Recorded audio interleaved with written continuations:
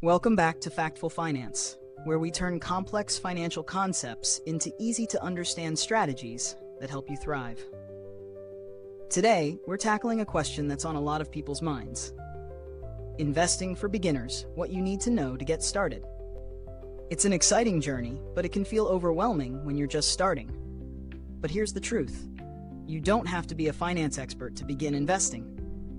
In fact, most successful investors started exactly where you are right now. The key is understanding a few fundamental principles, and that's exactly what we'll cover today. Educational purposes only. The information in this video is for educational use and should not be considered personalized advice. Always consult a financial professional for guidance specific to your individual situation. Let's jump right in. The first thing to know about investing is that it's not a get-rich-quick scheme. It's about long-term growth, patience, and strategy. So if you're thinking of betting it all on a hot stock tip, think again. A well-thought-out investment plan is your ticket to financial growth. Step 1. Understand the basics of investing. Let's start with the core concept. Investing means putting your money into assets that have the potential to grow in value over time. These assets can include stocks, bonds, real estate, or even businesses. The goal is to generate a return, meaning that your initial investment earns money for you. For example, let's say Emma invests $1,000 in a stock. Over time, that stock appreciates, and Emma's $1,000 grows into $1,500. That $500 in growth is her return. However, this isn't guaranteed. The value of investments can go up or down, which brings us to the next point. Risk and reward. Step 2. Risk and reward. Investing involves taking on some risk. The more risk you're willing to take, the higher the potential reward. But with that reward comes the possibility of loss. It's like going on a roller coaster.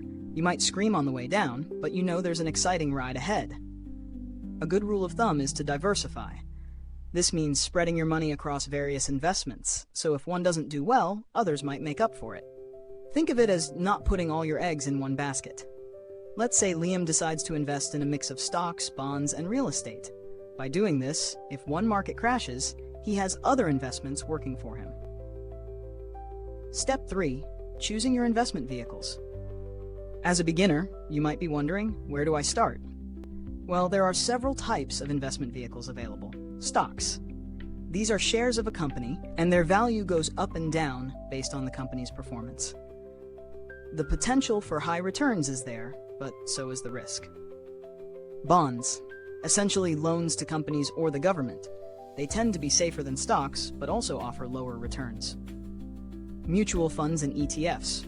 These are baskets of stocks or bonds managed by professionals.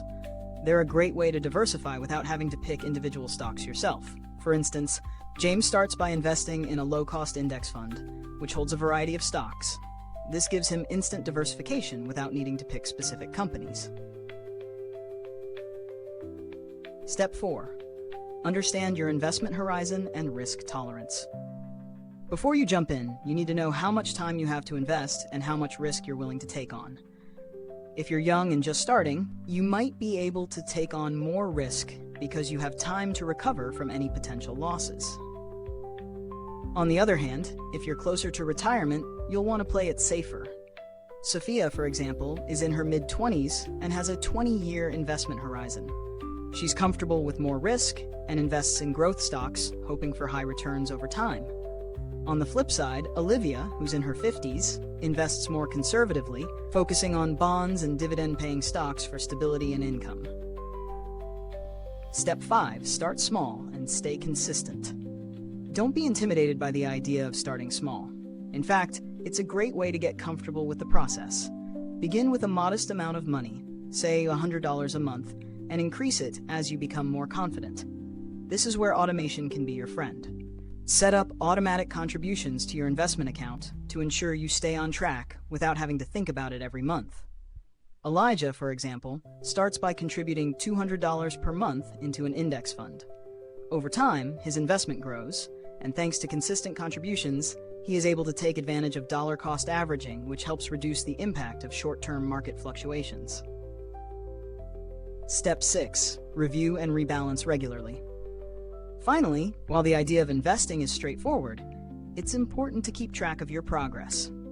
As your portfolio grows, the balance between your investments may shift, and some assets may become overexposed to risk.